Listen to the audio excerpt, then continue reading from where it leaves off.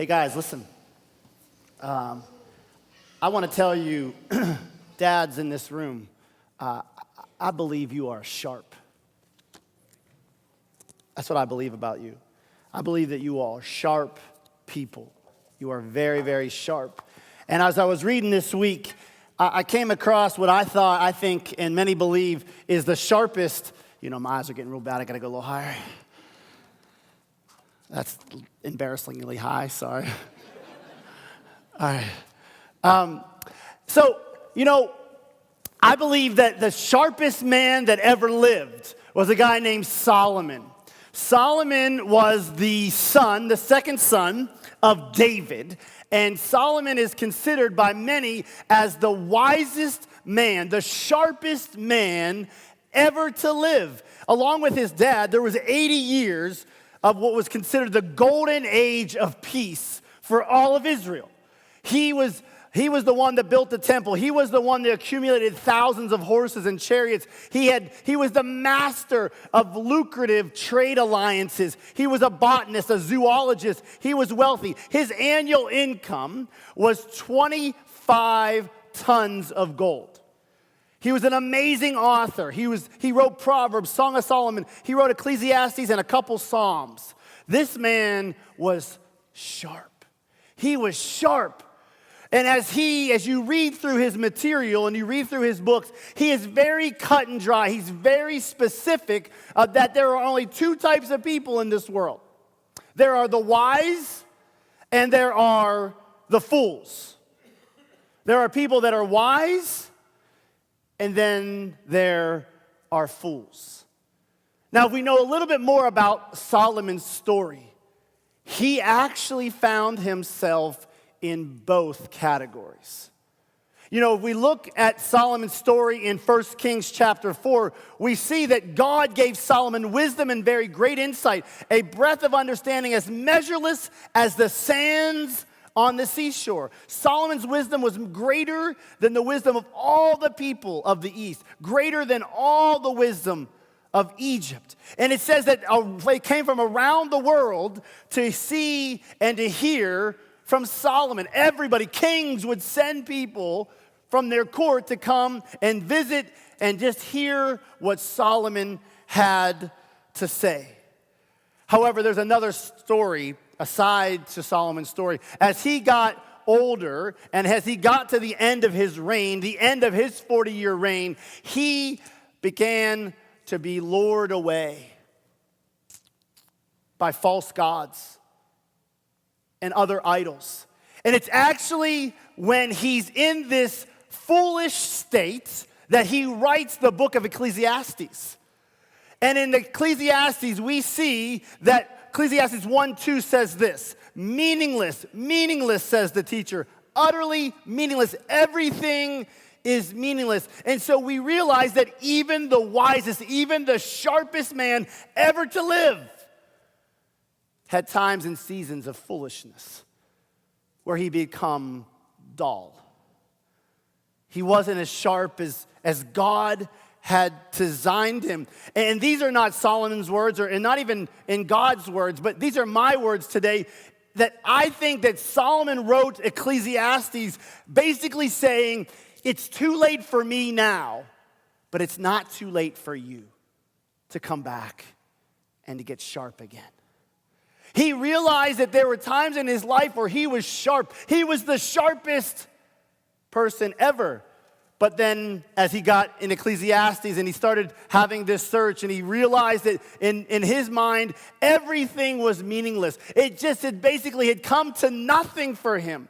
He was extremely dull and he recognized his dullness. Now I find it interesting as I look back, God spoke to Solomon twice. He first spoke to him in 1 Kings 3:9. And that story is basically Solomon is chosen by God, and God has this conversation with Solomon and says, listen, you can ask for anything you want, anything in this world, anything. What is the one thing you want, Solomon? You're my child. I've chosen you. What is the one thing you want? And the thing that Solomon chooses in 1 Kings chapter 3 is wisdom. He says, I am young. I have no idea how to lead these people. You put me in charge of the Israelites and I have no idea what to do. Can you please, the one thing I want, the only thing I want is wisdom. And God does one better. He said, yes, you've asked for wisdom. I will give you wisdom, but I will also give you all the other things. I'll give you the wealth. I'll give you the trade alliances. I'll give you everything. Church, men, you are sharp. God designed you that way. God made you that way. God has equipped you that way. And today, I believe, just like in Solomon's life, he wants to speak to you again. Maybe there has been a time in your life where you came into a relationship with God and you said, listen, I remember that initial time where God was real to me and I was as sharp as I've ever been. I reminded you just a couple minutes ago that God spoke to Solomon twice.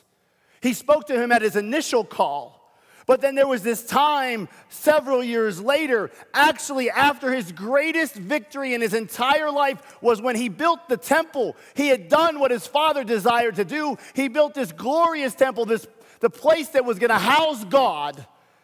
And it was after that, on his mountaintop experience, God shows up again. And he says something very interesting to him.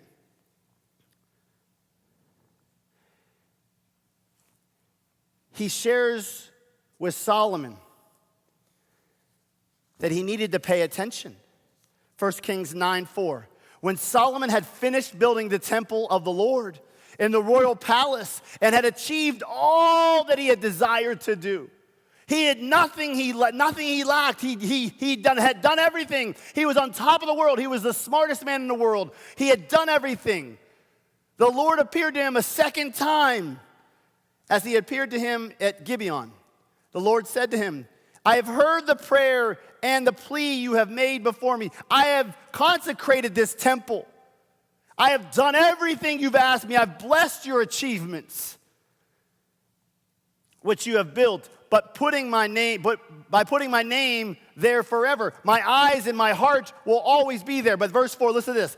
As for you, if you walk before me faithfully with integrity of heart and uprightness, as David your father did, and do all I command and observe my decrees and laws, I will establish your royal throne over all of Israel forever.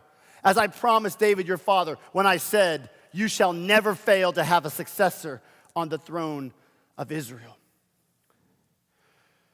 Church, if God had to speak a second time to the wisest man in the world, what would make us think that the first time he spoke to us was the only time he wanted to say something? Men, women,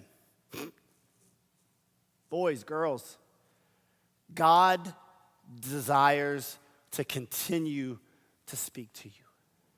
He desires to continue to check in with you. He desires that the truth be known to you.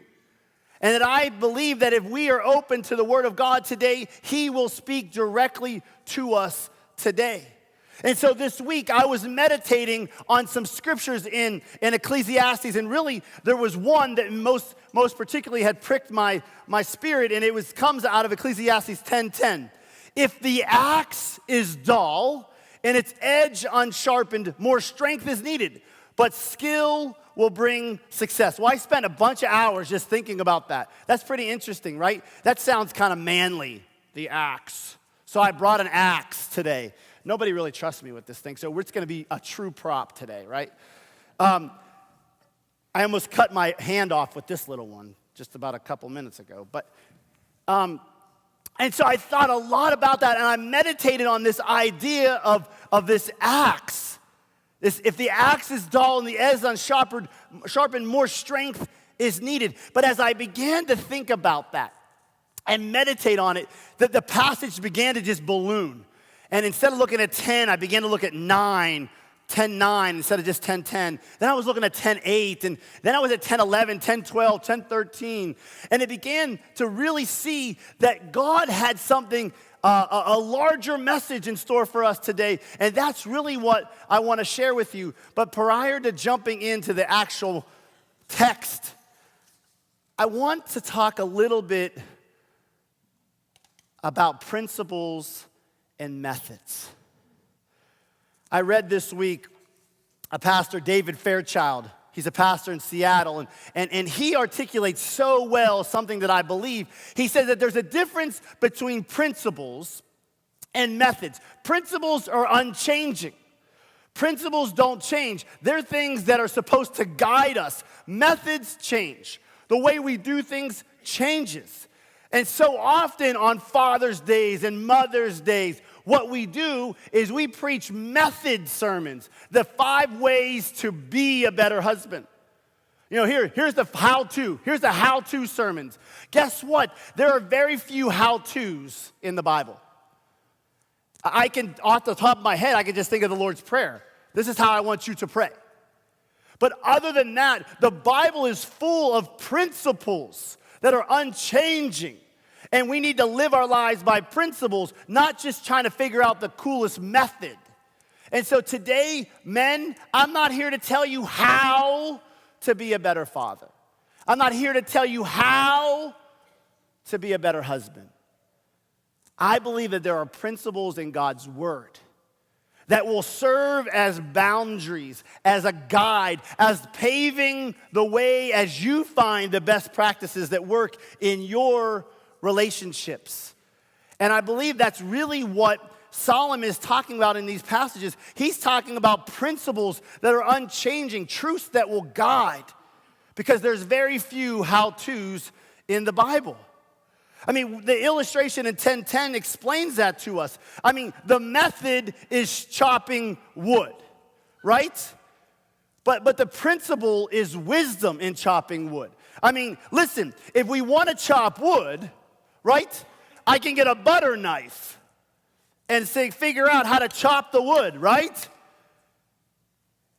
But really, wisdom says, pick up the things that's sharp and that will be able to go through that wood, and not something that is ineffective and is simply going to just take much energy. We need to be wise in the way that we follow God. We need to be wise in the way that we love our spouses and we train our children.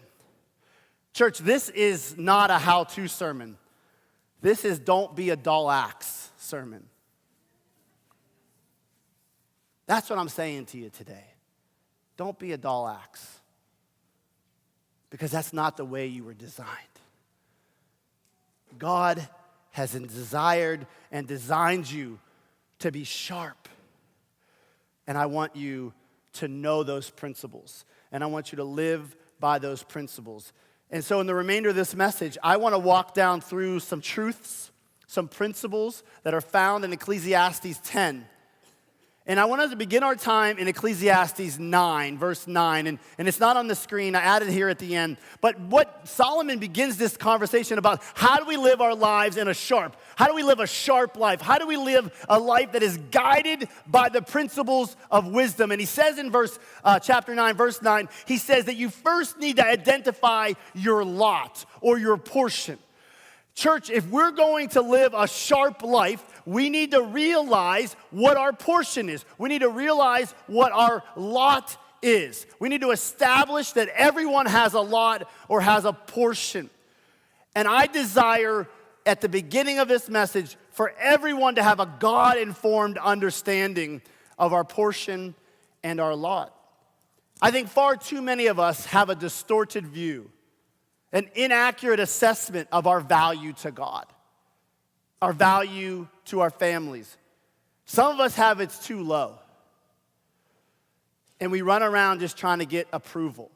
We run around and try to be successful. We run around and try to prove to people that we're good. Robert McGee, in an outstanding book, entitled The Search for Significance, says, many only give lip service to the powerful truths of Scripture without allowing them to affect the basis of our self-esteem in a radical way. Instead, we continue to seek our security and purpose from worldly sources, status, beauty, wealth, and the approval of others. These rewards may fulfill us for a short time, but they soon lead us to a sense of urgency to succeed and the need to be approved again. It's empty. And I want you to know that you're valuable to God. The scriptures say that you're sharp. The scriptures say that you're wise. The scriptures say that God loves you and He has provided truths and principles and promises that you can live an effective, sharp life. And then there's some that don't struggle with low self-esteem. You struggle with too high a self-esteem. You think you're all that in a bowl of chips and a bag of chips and a bowl of dip. You're just not that good. Romans 12:3 knows you and says, or knows me and says, for by the grace given me, I say to every one of you, do not think of yourself more highly than you ought, but rather think of yourself with sober judgment in accordance with the faith God has distributed to each of you. And so, church, we understand that it's possible to have this distorted view. We can have too low a view of ourselves, or we can have too high a view of ourselves. And so we need to realize our portion. We need to realize that God has gifted and given you things that you're responsible for. There's things that you're not responsible for, and there's things that you are responsible for. There are things that you have been blessed with, and there's things that you haven't been blessed with. And I wonder how many of us realize the difference. We all need an authentic recognition of what God has given us. Be honest about what God has and has not given and gifted you with. And if you don't know what that is, ask your spouse. She'll tell you. She'll tell you what you're good at. She'll tell you what you have and what you don't have. You know, I don't even have to ask Susie. I'm not a singer. You're not going to see me on the worship team. But I do think I'm an above average communicator. And that's what God has asked me to do. And so that's what I want to do. So church, there's one thing we need to establish our portion, our lot. You need to recognize what God has given you. And maybe that's where you need to spend time today. You need to recognize the blessings that you have. You need to realize that God has given you territory. He has given you influence. And maybe we haven't realized that to this point. And so as being sharp is identifying your portion, identifying your lot, recognizing that God has gifted and blessed you. Then we move on to the second thing. That even if we're doing the right thing and we recognize what God has given us, there's still danger upon that road. And I want to pick up our passage in Ecclesiastes 10, verse 8. It says, whoever digs a pit may fall into it. Whoever breaks through a wall may be bitten by a snake. Whoever quarries stones may be injured by them. Whoever splits logs may be endangered by them. Listen, every one of those things in that passage are good things. Every one of them is profitable and proper in its right time. And so what Solomon is saying is he recognizes their eagerness. He recognizes their desire to do the right thing and to go about securing and being responsible for their plot and their portion. But he also wants to caution them that you can have knowledge of your portion, but if you have reckless abandon, it normally ends up with a mess. You know, the idea of the rush of fools. Fools just rush in, and they know what they want to do, and they just rush in, and they have not planned out. They have not prepared to be successful. You know, and I have no idea. I just heard someone say this once, because I've never done one construction job in my entire life. But I think they say, if you measure twice, you only have to what? Once. Cut once. Why does that work for construction and not in our marriages? Why don't we have this idea that we understand what we're supposed to do, and we have to plan to do that? We have to plan to be successful plan to be successful in our relationships, our finances, our labor, our school, our ministry. I believe that Solomon is saying that preparation is important. Just being eager is not being sharp. We need to be preparing and planning and deciding prior to activity what we're going to do.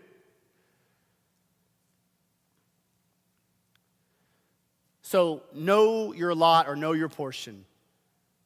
Plan to be successful. Number 3, verse 10. This idea of swinging hard but having a dull axe. I mean, it would be stupid for me to just stand up here and try to cut this with a dull axe. And you would laugh at me. It would be ineffective. It would be pointless. It would be worthless. But I think that so often in our culture, working hard is honored and rewarded. What if you were a lumberjack and you ran all day, from morning to night? You swung as hard as you can. You had blisters on your hands and then they turned into calluses, but no tree ever came down. That's pointless. So church, it's not about working hard. It's not about exerting greater effort, energy, and time. It's really, because that only leads to flat out exhaustion and burned out and overwhelmed and without anything to show for it. The wise way to work, the wise way to approach being sharp is recognizing that what we're going after, take time to plan, realize that we have what we have and carefully and thoroughly pursue it. I mean, church, it's cool to be okay and say, listen, we're going to play this vacation by ear. You shouldn't do that in your relationships. We shouldn't do that in our finances. We shouldn't do that in our ministry. We shouldn't do that in our parenting. We want to be sharp. We want to be a sharp axe. We want to live on purpose. We want to act on purpose. We want to move on purpose. We want to decide on purpose.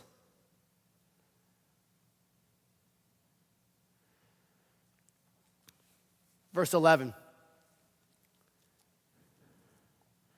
If a snake bites before it's charmed, there is no profit for the charmer.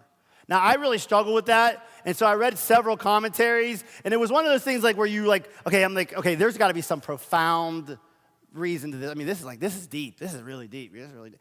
And in the end, it's really, really simple, the reason. So basically, you have a charmer, so he's a snake charmer, and he ends up getting bit because he didn't do what he knows what to do. Snake charmers, what do? They charm. And he got bit because he didn't charm. Church, we have to do what we say and say what we do. It's one thing to know what to do. It's another thing to do it. And I think that is a huge difference. If you're sleeping, you want to wake up. I think it's a huge difference between wisdom and foolishness in this world. To be a sharp husband, to be a sharp father, to be a sharp disciple, it might just come down to follow through. Doing what you say and saying what you do. Listen, if you're a snake charmer and you don't charm the snake, you're not doing what you know to do. And so my question is this: how many of us really need more instruction on what to do? Maybe there are things in your life, it's like, you know what, Pastor Bryce, I want to be better with my finances. I really do. Like, I really want to be better with my finances. Or I really do want to have a better marriage. Or I really do want to be a better father. And can you help me do that? And I want to say yes. If there's truly a need for instruction, if there's truly a need because we don't know what to do, we want, as a church, we want to do that. But the other question is this: how many of us just have an application problem? We don't need any more information. We just actually have to do some application. How many of us need to just follow through on the info we already have and know? So if it's an information problem, if it's an instruction problem, I believe the church needs to do that. But what if it's just an application problem? What if it's just simply no follow through? You know what to do. You know the answers to the questions. We're just not doing it. And that would be like a snake charmer getting bit because it didn't charm the snake. I wonder if it's more that than it is about instruction. Have I told you about the constipated Christian? Right? We got all this input. The problem is going poo-poo. There's no outflow. We have been fed into for decades. And there's no outflow. That's the same thing Solomon's saying here. Do what you say and say what you do. If we're going to be a wise or a sharp person, we need to do what we say and say what we do. Because here's what we do normally.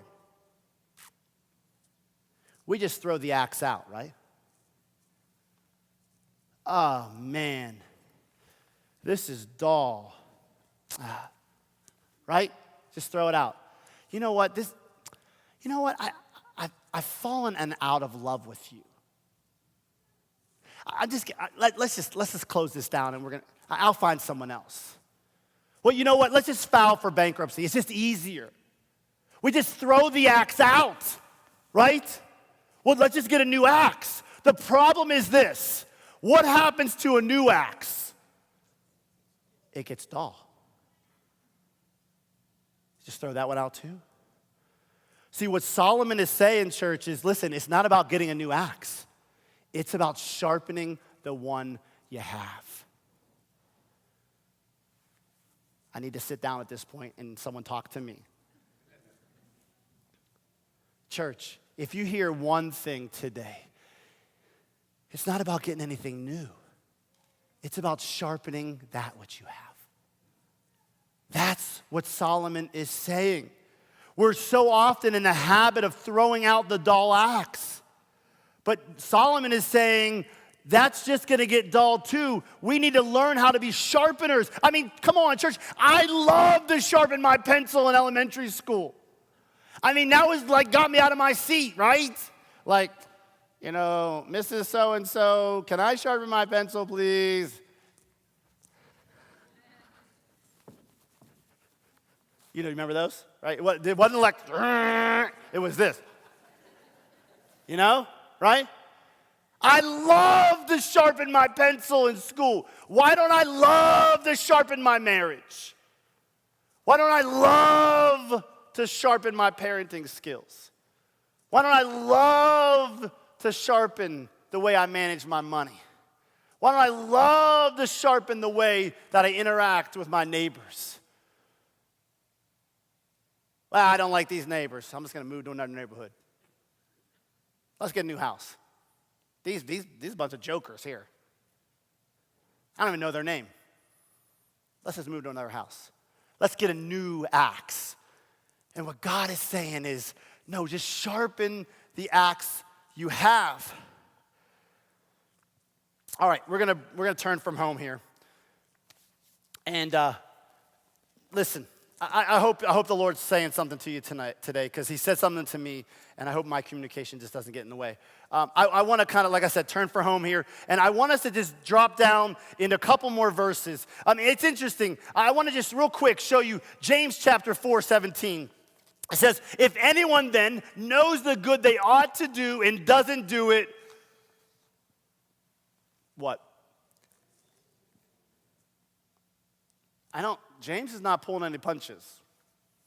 He's saying if you know what to do and you're not doing it, it is sin for them. All right, jump back to Ecclesiastes with me. Ecclesiastes 10 as we try to turn for home here. Oh my, look what time it is.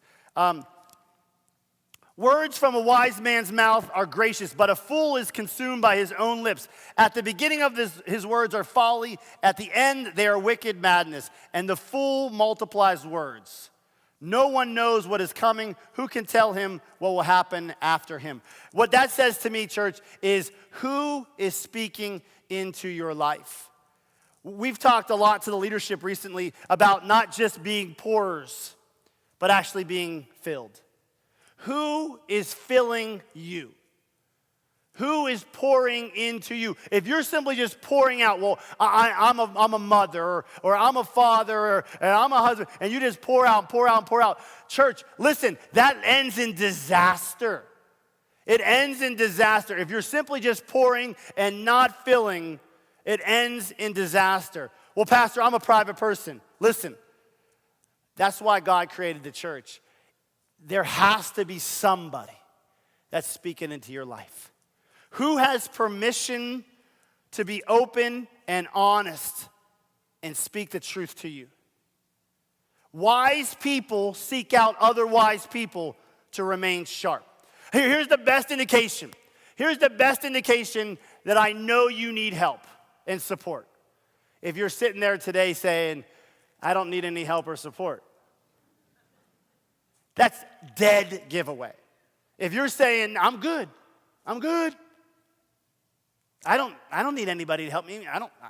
That's for weak people. If someone isn't speaking into your life,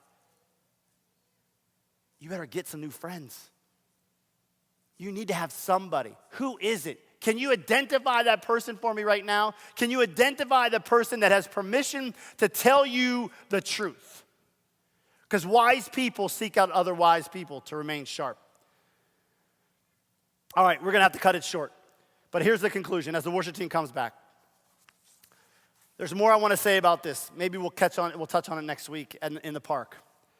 I think this message works for the community too. Can you answer these questions? Where are you going? Where are you going? What do you plan on doing when you get there? How long have you been at it? How's it going? What are the challenges? What are the opportunities? Church, I believe that we need to be about the Father's business. We need to be going somewhere, doing something. We need to be doing it wisely today. We're going to close this service by just having a short prayer time, and then we're going to go get our pig on. And really, there was probably more information than I wanted to share than I should have this morning. But here's the thing. I believe it's not about being better or working harder. It's really about being wiser. It's really about being wiser. It's truly about having the principles of God guide our lives. And that's my prayer for you today, fathers. That's my prayer for you today, mothers. That's my prayer for you today, children, is that we are wise. Because we can be like Solomon and be wise, or we can be like Solomon at the end of his life, and he was a fool, and he knew it.